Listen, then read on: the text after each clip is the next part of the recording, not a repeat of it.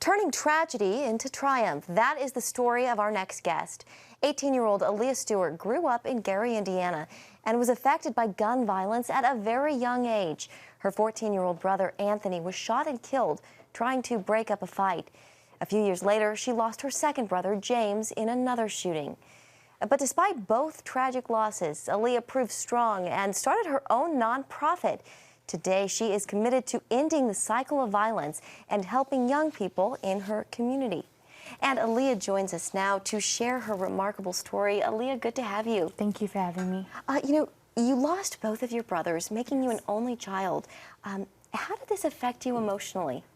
First, giving honor to God, I can say God was the #1 way for me to be able to handle my emotions and handle going through losing both of my brothers. My faith was very round when it came to me being able to focus and being able to deal with what was going on. I had a journal, I had different things like that to be able to cope with that. Yeah. A lot of people might look at your story and they see that you forgave both of the people who killed your brothers. And they might wonder, how was she able to do that? How were you able to forgive these people? I didn't do it for them. I did it for me because I felt like God forgives me for my sins each and every day. And I wanted to be free. I wanted to be free from any anger, hurt, or anything like that. And I feel like the young men that killed my brothers, if they had guidance and if they had something like a youth center that I'm looking to open in my hometown, maybe those things wouldn't have happened. Yeah, I want to talk about your organization and what you're doing. Did you ever, though, have a moment of, why me? Why my family? Of course.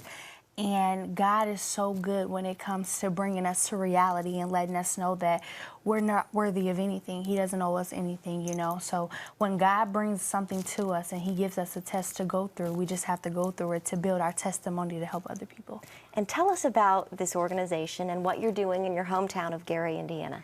So I started my organization my freshman year of high school when I was 14 years old, and I wanted to help young people be able to express themselves, especially young people that went through losing a sibling to gun violence.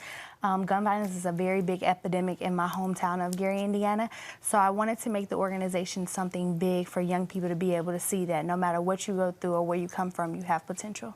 Yeah. And gun violence, it is such an issue right now. Yes. Aaliyah, why do you think it is such an epidemic? I think that so many people don't know who they are, and so many people are so worried about being someone else that they don't have their own identity.